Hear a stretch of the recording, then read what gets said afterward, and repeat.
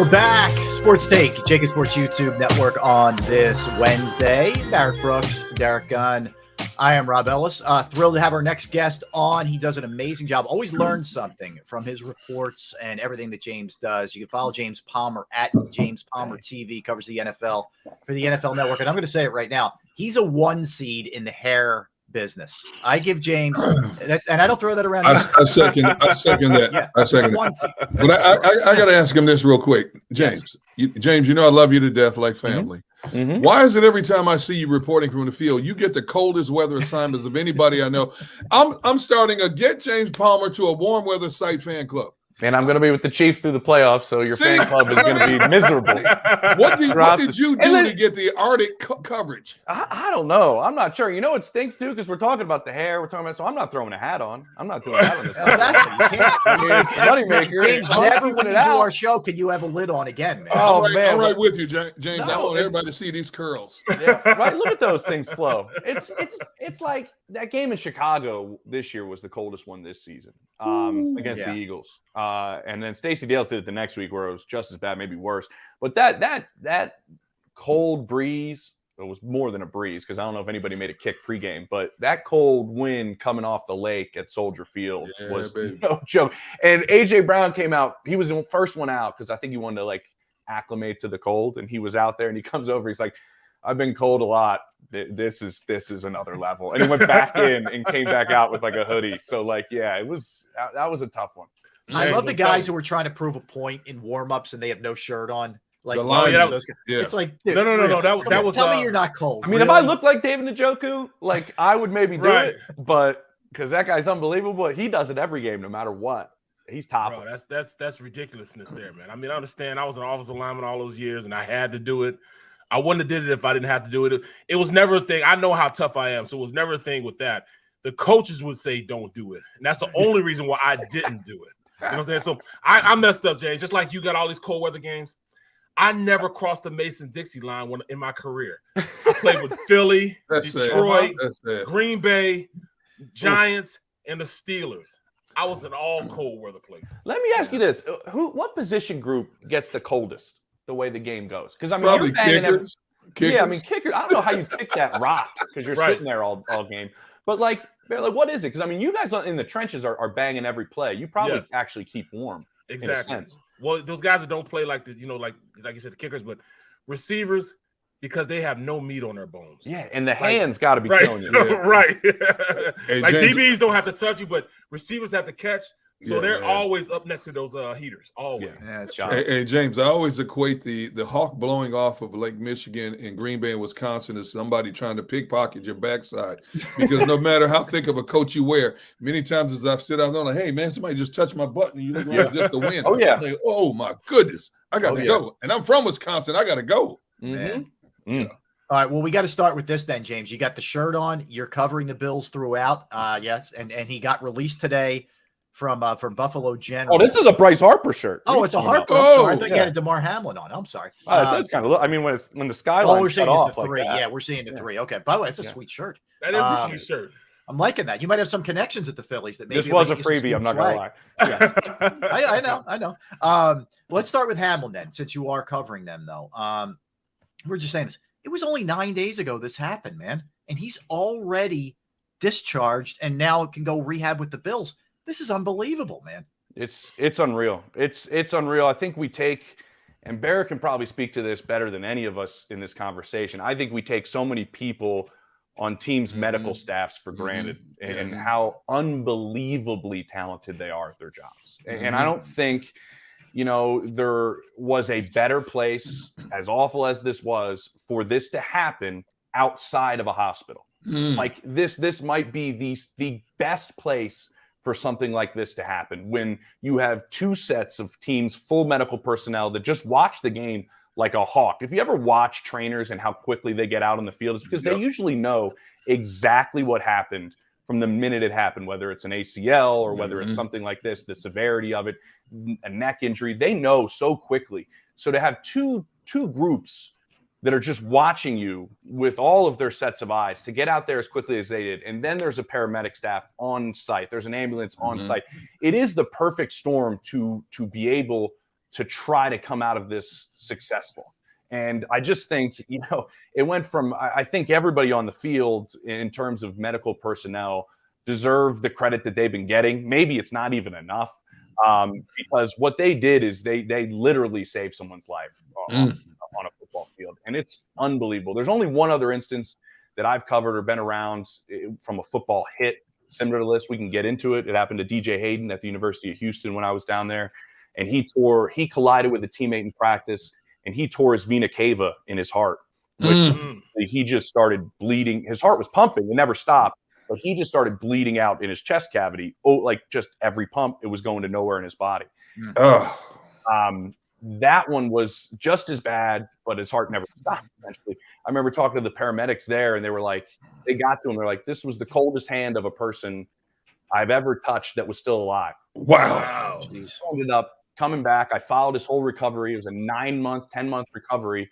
Ends up going in the first round of the Raiders, if you remember, with the 12th pick, I think in 2012, I want to say. Yeah. But I mean, he was cut from here to here.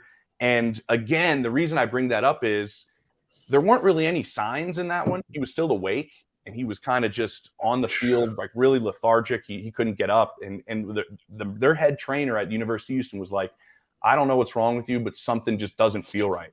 And because of his decision in that is the reason DJ Hayden's alive. So I'm just talking about these training staffs as a whole that deserve so much more credit. And DeMar and his family, I think, deserve a ton of credit for, everything that they've been through and the way his parents are. We've heard Miles Sanders talk about, how good his family is and everything like that. It's just awesome. It's just going to make the playoffs that much better. Yeah, no question. And boy, if there's, you imagine him I'm not even talking about playing, just walking out of the tunnel in his number 3 jersey. And as if Buffalo wasn't already, just on this rocket ship already. Incredible. I don't know if has everybody been there? Has everybody been to Buffalo for a game? Oh yeah. Thank you. Can you tell me what that crowd would do if he walked out onto the field before this game against the Dolphins, or if he's even in a booth, like he's in a suite? That stadium, man. Just will. Yeah, it's going to be unreal. There's 3 sets of fans you got to look at like that are just ultimately crazy. Number 1, probably be my Eagles fans. Number 2, Buffalo. Number 3, probably be the Raiders back in the day when they were back in California. Raiders fans are still nuts. Yeah, Raiders fans are still. I would throw Kansas City in there also. Yeah, probably. Yeah, pretty hardcore. That's James, that place is you'll get it. And the home of the.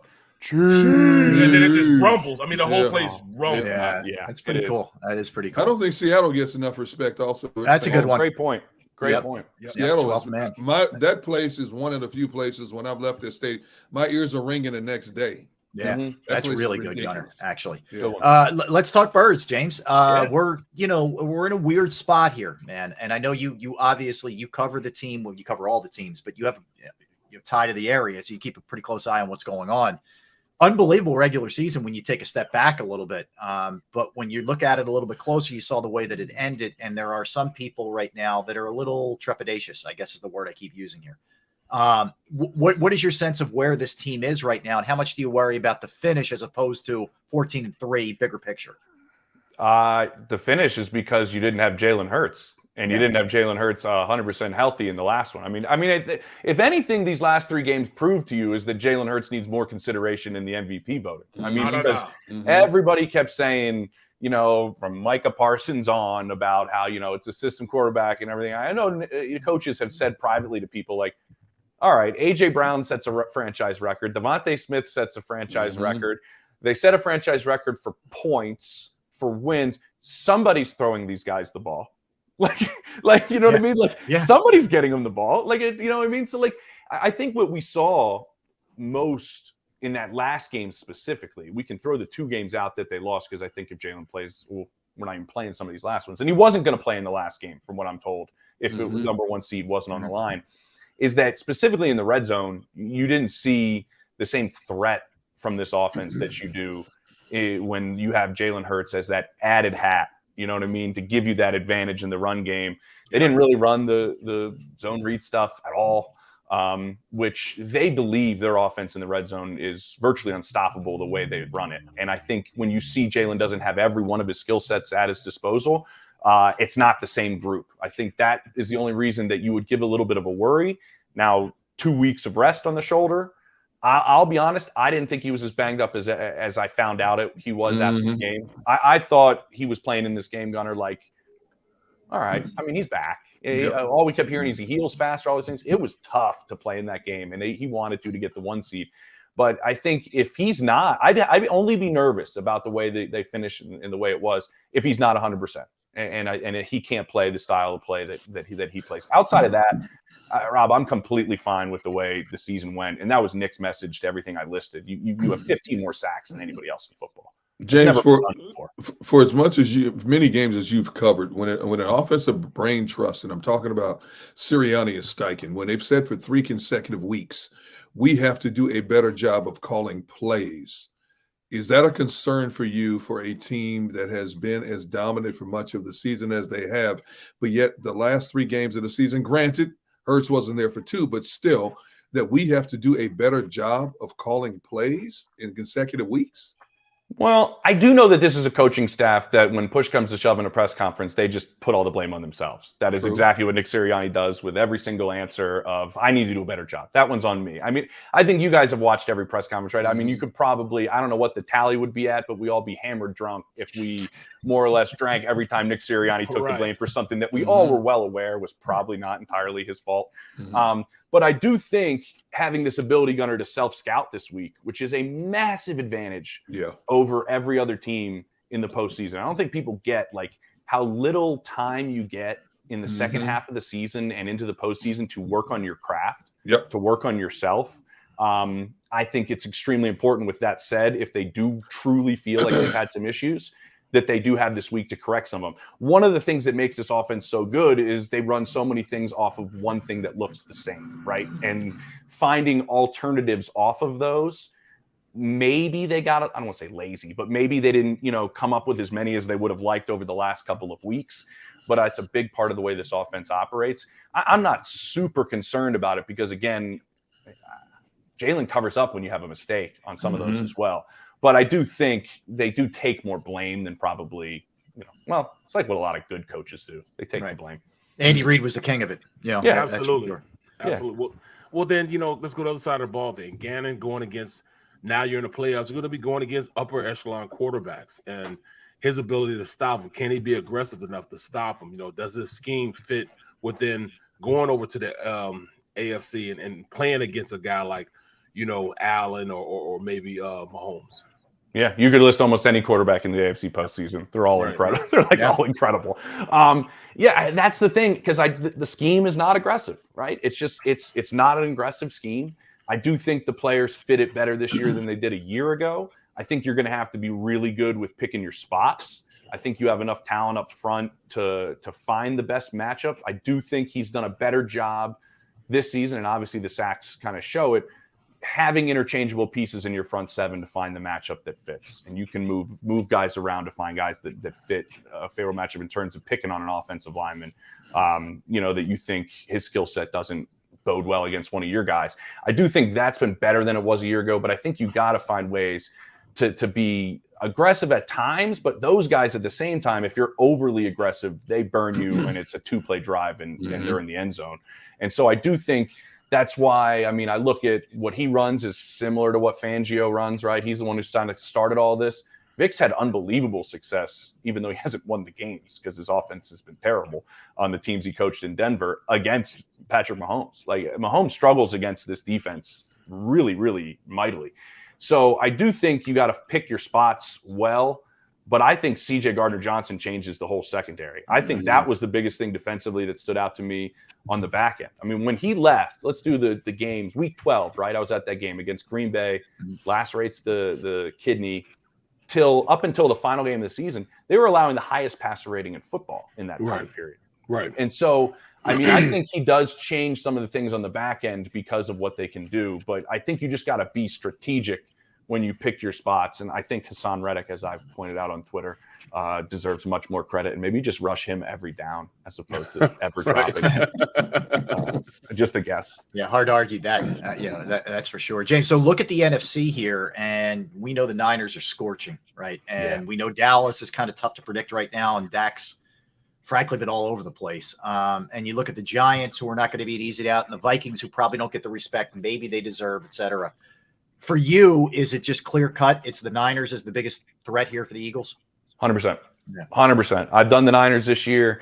They have a mentality that is just you envy if you're another NFL team. Kyle Juszczyk told me earlier this year, he goes, you know what we do, man? We celebrate violence. And I was like, oh, jeez, man, what a quote. Great line. And he was amazing. Like, we celebrate violence. He goes, on Saturday night, when we have a full team meeting, we don't watch a single offensive play. Zero. Wow. All we do is watch our defense blowing people up. That's all we watch. And everybody on the offensive side of the ball, from myself to George Kittle to Trent, everybody wants to go out there and bring that same physicality that our defense does. And when you have linebackers that hit and play the way that they have, I mean, it is a mentality that they truly believe. I was told this in Seattle when I did their Thursday night game against the Seahawks, that it affects quarterbacks before the game even starts. They literally believe that because of the physicality they play with. And the guy I didn't even mention is Bosa, who's probably going to win Defensive Player of the Year.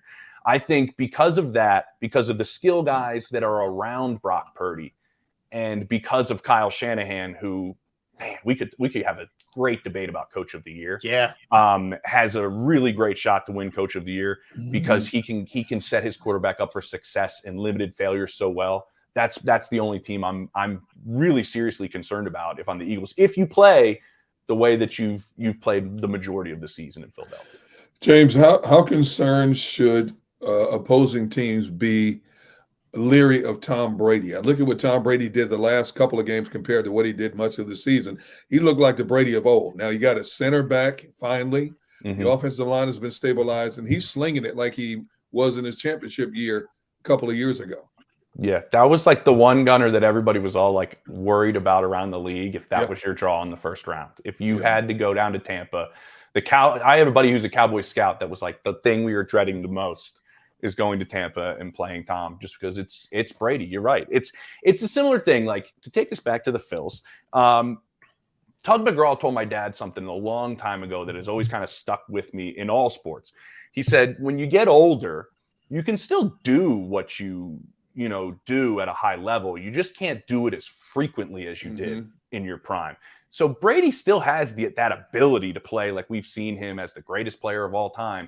It maybe just isn't as frequent as it was since he's as old as he is. If he gets hot, and I mean, we're talking about, in my opinion, the most underrated receiver of the last 20 years in Mike Evans. Like, the dude is just absolutely unbelievable, unstoppable, doing things that nobody's ever done to start their career. And then you have Chris Godwin. I mean, and then you have Julio, if he can go. Like, it's a team that defensively, I think, is where you could make your hay, because they just have fallen off over the last 2 years defensively. James, let me jump to the AFC real quick here. Tua's been ruled out. We know that much. It looks like it's going to be Skylar Thompson with Bridgewater dealing with the injury, but to Tua, I don't know, man. I struggle if we ever see him play again. What do you think the future is there?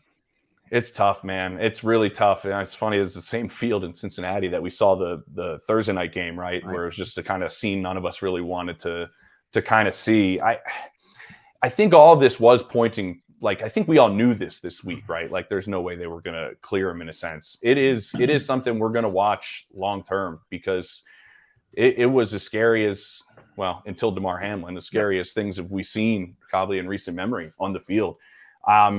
It's going to be an interesting spot for them this offseason, because it's still a pretty good team.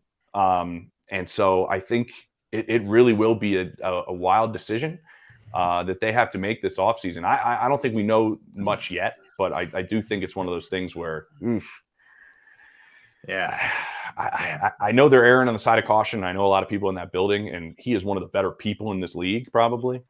So you just kind of hope it turns out best for him, but the consistency of it is really jarring. Yeah, 3 in a really finite period of time. It's scary. Go ahead, Barrett or Garrett or Derek. You guys want to hit James something, because you got to get out of here in about 2 minutes. Well, I was just gonna say, man, give me your top 2 teams right now in the playoff. Well, everybody's gonna say Kansas City, but because of Pat and because of that offense. But I'm kind of weary of that defense. I mean, nobody's given up more passing touchdowns than that Kansas City Chiefs defense. But Spags is so good about like just finding the right time to make a big play in the postseason and just do well enough. Right. Until the Alex Kappa injury with Cincinnati, I would say Cincinnati's in my top 2. I think nobody's playing better than Joe. I think that defensive front, DJ Reader is one of the most underrated guys in this league, playing the middle of that defensive line. I think Cincinnati's really good. But all right, so my top 2, I'm going to say they're both in the AFC, and it'll be the 2 teams I mentioned. It'll be Kansas City and Cincinnati. I just think because of the quarterback play. I mean, more so than Buffalo. I don't know why I'm not in love with Buffalo. You know why? And this is maybe morbid for me to say it. Everything that they have been through, Gunner, emotionally, I'm worried that at some point that there's just a fall off, and because you just can't keep this up mentally this long. Like, Mitch Morris, who's been in this league forever, said it. He's like, we can't just flip a switch emotionally in this locker room. Like, it's to be okay, and just to keep that through this whole thing, I think it's just going to be really, really difficult. And no, I mean, like, we're not, nobody would fault them if they had a letdown by any means.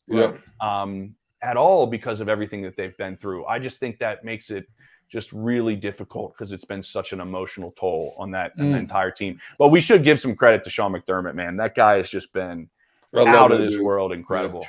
I mean, I think everybody knows him pretty well here, right? And he's been everything we knew he was and more. Yeah, he's his rock solid. James, let me sneak one more in. What do you think happens in Denver? I mean, there've been, the hardball rumors. There's a lot floating around. I know you're there in Denver as far as the coaching goes, because that's an interesting job if you can get Russell Wilson right, considering what that defense is. Yeah, and the last 2 weeks kind of made you go, I don't know if I got to fix as much as I had to over the first portion of the season. They're going to spend, and they're going to spend whatever they want to spend. To give you a perfect example, they put a $400,000 turf field in for the last game of the season. For a team that was 4-12, just because they wanted to. They got a $100 million renovation going on this offseason when they're still evaluating if they're going to build a new stadium.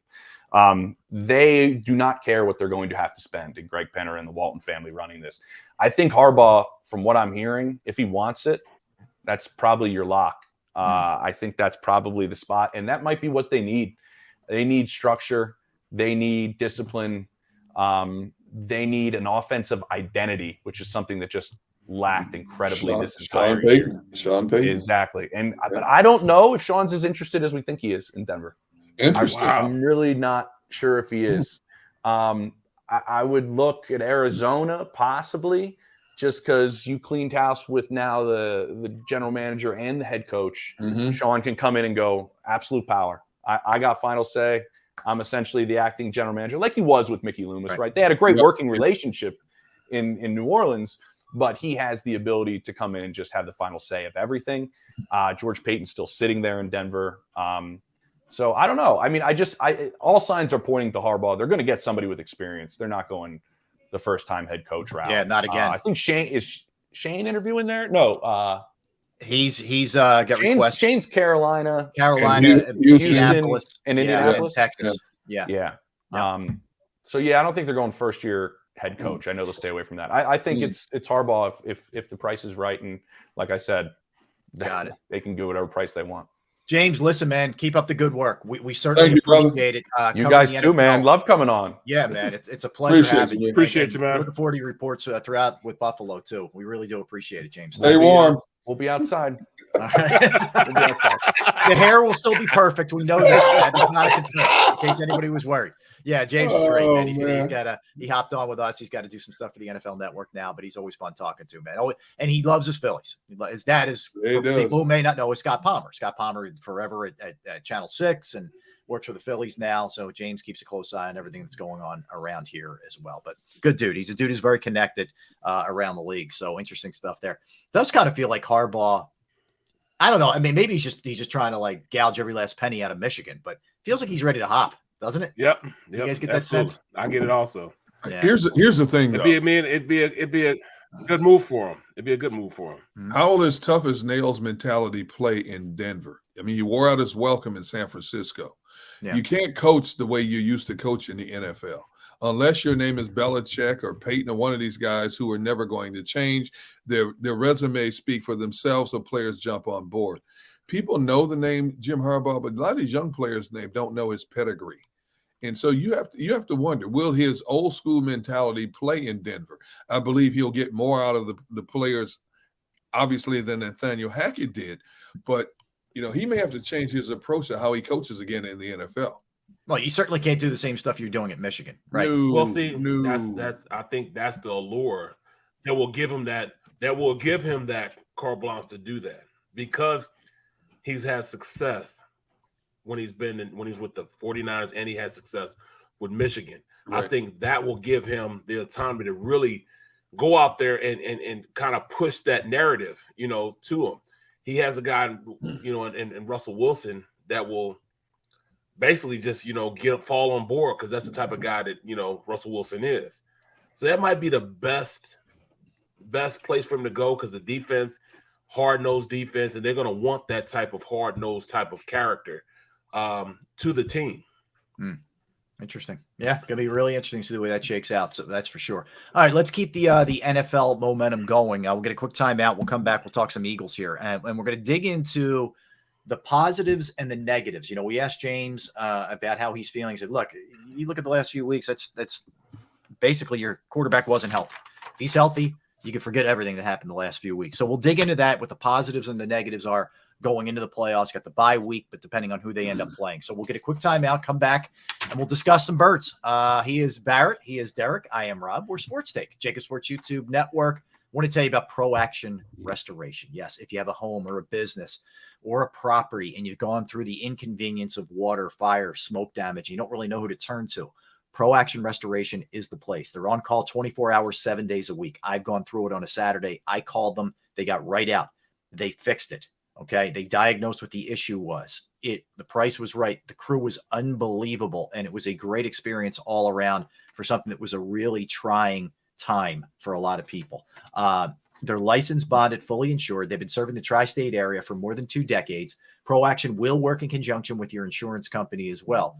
So it could be any of these: water, fire, smoke, mold damage, you name it. But even beyond that, just reach out if you're not sure. Give them a call, 610-623-3760, 610-623-3760, or online at proactionrestoration.com. That's proactionrestoration.com.